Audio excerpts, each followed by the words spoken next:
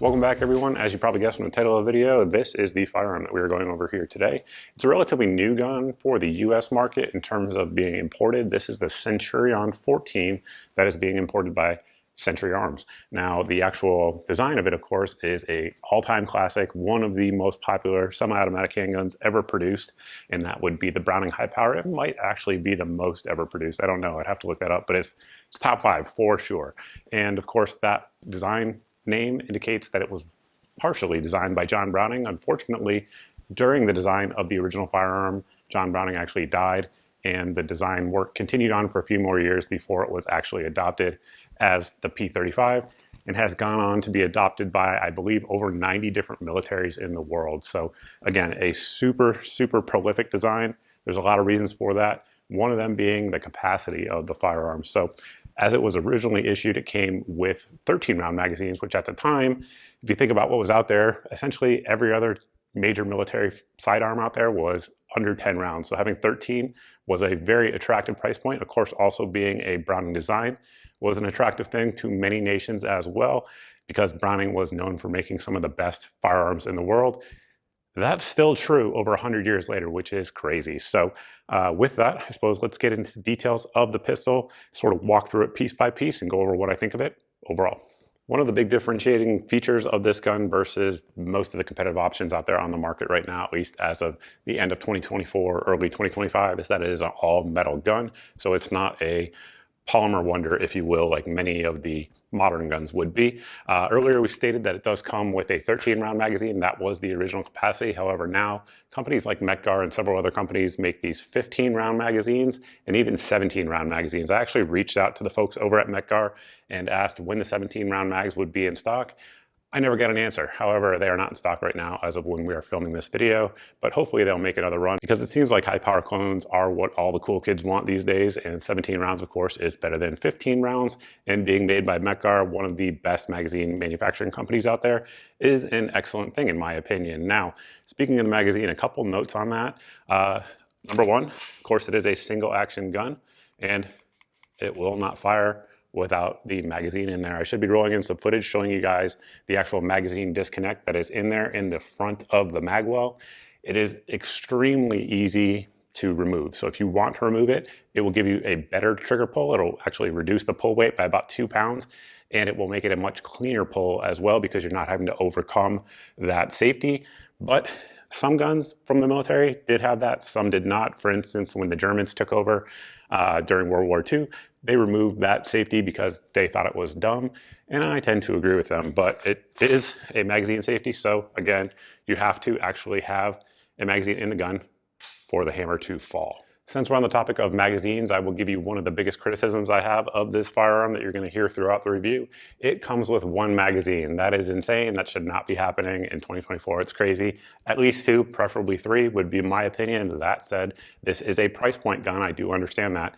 But 1 magazine is just a little bit crazy in my opinion. So I reached out to my friends at Brownells, who also happened to be the main channel sponsor, and asked for some mags to be sent out so that way we can make this review a little bit faster and easier for me to do. They were glad to send them out, and definitely want to thank them for doing that. Also thank them for being, again, the main channel sponsor. So if you're looking for anything like magazines for your high power sights, optics, firearms, gunsmithing supplies, any of those sorts of things, definitely head over to Brownells and check them out, because they have it in stock. So with that, let's continue on. So the grips on here are polymer. Again, the Hi Power is such a common gun. If you want to change your grips out for anything that you might prefer, like G10 or something like that, they're out there, they're plentiful, they're easily available, but I don't mind the grips at all. They have some traction on them. One thing I don't like about the design though is the smooth texturing on the frame up front. It doesn't give you anything to bite down on when you're actually gripping it. The same is true here on the rear strap, unfortunately. Again, though, that is a byproduct of when the gun was developed. In 1935, nobody was thinking about recoil management like they are today. So it just is something you kind of have to live with. Similarly, The magazine release is going to be on the left side of the pistol only. It is not reversible. It is not lefty friendly. So if you are a lefty, you're just going to have to work with your trigger finger to release the magazine. And doing so, you'll note it is not drop free. Some magazines out there will have a different coating on there that make it like sort of drop free, like a nickel boron coating. Those do exist, but still you can't reliably count on it to be drop free. So if you have this gun and you're using it for serious use, just practice pulling it out and putting a new mag in. It's one of the quirks of the design. Continuing up the frame there, you'll see that we do have a safety there. It is a minimalist safety, and it is very small. With your right hand, it is fairly easy to actuate. However, it's nothing compared to like what we would consider a modern safety that would be much larger, almost like paddles we have evolved to, because under stress, obviously small buttons are not your friend. You want bigger buttons, and that safety there is a very small button. That said, most militaries that actually issued this pistol at the time, the soldiers carried it with the hammer down, no round in the chamber. And when they went to fire it, they would just run the slide to get it into battery, and they really wouldn't worry about the safety much at all. Of course, over time, doctrine has changed. We're not huge fans of that anymore, but that is how it was back then. Continuing back here to the actual hammer, that's definitely something I like. I have many Browning Hi Powers, like actual Browning Hi Powers. Probably, if I had to guess, 2/3 of them, 3/4 of them have the spur hammer, and that spur hammer bites me every time. Every time. This bobbed one here doesn't bite me at all, and it's actually kind of funny. The first magazine I put through it, I was like, ugh, kind of anticipating the bite, but it doesn't do it. It comes up very close, very high, but it actually does not bite me. So I'm a huge fan of that. That said, I wear XL gloves, so if you have like XXL, triple XL size hands, it might bite you, but for me, I'm right on the edge where it doesn't. So I am a fan of that. Of course, continuing on back there, we do have our slide stop and slide release. Again, that's a product of its time, in my opinion, in terms of how large it is. One thing, if you are shooting with a two hands high, two thumbs grip like that, you absolutely can actuate it. I did it once, and it's just something you have to be mindful if you're shooting this pistol and you use that type of grip technique.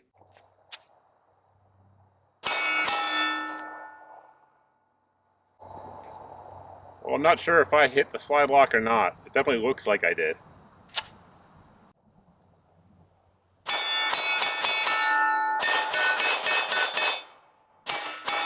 Let's continue moving forward on the gun and get into the actual trigger itself. Of course, the hammer has to be back. We've already established that. And you have some slop there up front where just absolutely nothing is happening at all. But once you hit your wall, it's pretty crisp.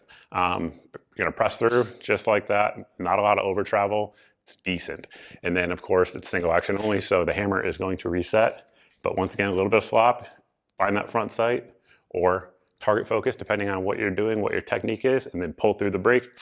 And the pull is right around 7 pounds. Again, if you actually remove that magazine safety on there, the disconnect safety, it will drop that down and make it even crisper. So the trigger absolutely is a very good trigger. It's a very shootable trigger. If you are missing with this gun, it is you, it is not the gun. So continuing on forward, one thing that's different about this versus like any of the military style Brownings that have come out over the years is going to be the sights. For whatever reason, Century decided to put actual usable real sights on them. So they're not clone correct, which is fine by me. It's very usable though. They are 3-dot sights. Nice square notch there in the rear, and then the blade up front. They are dovetailed in there. I'm not sure if there's any aftermarket sights available for them with that dovetail pattern. That said, again, this is kind of a price point gun, so I would imagine most folks looking at this aren't going to swap the sights out, but you never know. If there is, and if you guys know, let me know down below in the comment section. Continuing forward to the dust cover of the pistol, of course, there is no 1913 rail on there. That didn't exist in 1935. However, some of the modern clones out there do have that. If that's something you're looking for, you can look around and you can find them, but on this one here, it does not have it. So one of the benefits of that, though, is that it is easy getting in and out of holsters, especially for the time. If you look at that profile there, it goes right in, right out. Holster availability for the Hi Power is huge, as you can imagine. Probably in modern times, the only thing that's going to be larger than the Hi Power is going to be the Glocks. So if you're looking for a holster for this, you won't have to look too far. There are plenty of them out there. Now let's talk about the actual internals there. If you actually look at it, we should be rolling some photos in here. The actual machine work on this gun, pretty darn good. The finish there has that phosphate finish on there, and compared to several Brownings that actually have like actual Brownings, the fit and finish, the machining, very comparable. I would say the machining is comparable. However, the fit and finish on this one is actually better. This gun is tight, is very tight all the way around. I was pleasantly surprised by that. You can see some of the wear marks on there. It is breaking in as you would imagine. The barrel on this was a linkless design. That was something that was relatively new at the time. It's something Browning had to do because he was prevented from using the 1911 style linked barrel due to patents and all of those sorts of things. He was prevented from using it on this, so he had to go to a new barrel, and it's basically one of the earlier versions of what we now know as the Browning lockup system. Very good. One thing I had a concern about though when looking at it, not just this gun, but most of the high power clones out there, is that the feed ramp is relatively small based on modern standards or compared to modern standards. So with that, right now, this gun has 600 rounds through it. Almost all Minuteman munitions in terms of the FMJ, I believe right at 500 rounds. And we put 100 rounds of mixed S&B 115 grain as well as 147 grain Fiocchi through it, hollow points, and it ran all of them flawlessly, which I was pleasantly surprised by given that small feed ramp. So reliability on this gun, this particular example, 100% so far, so not mad about that at all. We're gonna try some Fiocchi 147 grain hollow points, see how they feed. I have not fed this gun hollow points yet, so we're all gonna learn together.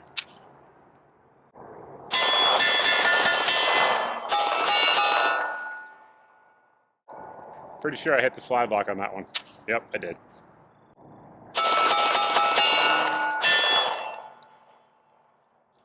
If I wasn't messing it up, the gun would do just fine. Now that we've talked about the feature set of the gun as well as reliability, the big thing we have to talk about is going to be price point. And before we get into that, I should note, full disclosure, this was sent out to me by Century for this review. They're not paying me anything, but they did send the gun. So just know that going forward. But price point on this is very attractive. I don't believe I mentioned it yet in the video. However, the actual factory Brownings, the Browning Hi Powers, were discontinued in 2018, which I think is what has led to so many clones being produced out there in the market. And before we get into that, I should just note that a lot of people think a Turkish high power clone is a Turkish high power clone. That's actually not the case. You can see here on the actual serial number portion, that is a cage code, and very similar to US cage codes. NATO has cage codes, and it actually tells you where the firearm was produced in which factory. And right now, I believe there's 5 or 6 different factories in Turkey, all making high powers to different specs. Now, this particular one benefit of it that we didn't touch on so far, it has 0 MIM parts in it at all. So everything is either forged or bar stock on there. Which makes the price point even more impressive in my opinion. But if you were to look at a Browning that's in similar condition that was made in say like 2017 and look around there on the market, those are going to be $1,200 to $1,500. This one is going to be roughly a third or a fourth of that. Now, I can't really say prices anymore here on YouTube due to their new policy, but it's relatively inexpensive, especially for being a all forged gun like this. And of course, if you're following me on any of my social media or if you're signed up for my email list, you have seen the actual street price on this because I post them relatively frequently these days. And it's impressive. It is a ton of gun for the money, in my opinion. Is the high power design dated? Yes. Can the high power still get it done? Absolutely. I believe Canada stopped using the high power just recently in the late 90s. And I know there are still, to this day, a lot of modern militaries that are using high powers. Again, to this day, of course, most of them were made well after 1935 because they were in production, again, like I said, all the way up until 2018. So it still is a viable design. And that, of course, is due to the fact that it was ahead of its time in 1935 and is still relevant today because it is reliable, it's ergonomic, and it is durable. Those are the kind of things that you're looking for if you're looking for a military or police issued pistol. And this one absolutely has it. And with that, I think we're going to close the video out. If you're not following me on all my various social media platforms, you can easily fix that now by doing so.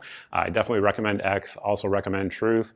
Those are the ones where I've been the least censored, where I can put out all types of stuff, including sales on these, as well as Second Amendment news. And if there's any update to this gun, like I'm going to continue shooting it. And if anything changes, any issues arrive, that's where those videos will be put up because I won't do a full video like we do here on YouTube. Speaking of YouTube, if you're not subscribed and you like this type of video, definitely hit the subscribe button. If you have hit the subscribe button and you're not seeing 2 to 4 videos a week here on the channel, you're being censored by an algorithm. Easy way to get around that is to sign up for the email list here on your screen. This email list has 2 different emails on it. One of them is going to go out once a month and it has all of the videos since the previous month's email went out. So that way there's no big tech giant giant, censoring your eyes from my content. Additionally, it will get you signed up for the daily deals email. So that way, if this thing goes on sale, if the ammo goes on sale, any aftermarket sights, anything like that, lights, lasers, whatever the case may be, optics, if those things go on sale, it will be in the daily deals email. Typically, it has 8 of the best deals that we find around the internet. And if the item, whatever the item is in the email on that day, it's the cheapest I know of for that item anywhere on the internet, because I've already done the price checks for you. So that way it saves you some time and hopefully saves you some money as well.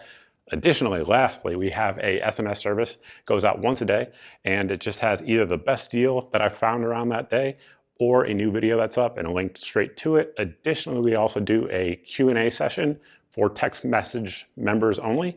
So the only place to get on that is by signing up for the SMS service. So if you're interested in any of that, definitely check it out. And with that, thank you all for watching. I truly appreciate it. And I look forward to seeing everybody in the next video.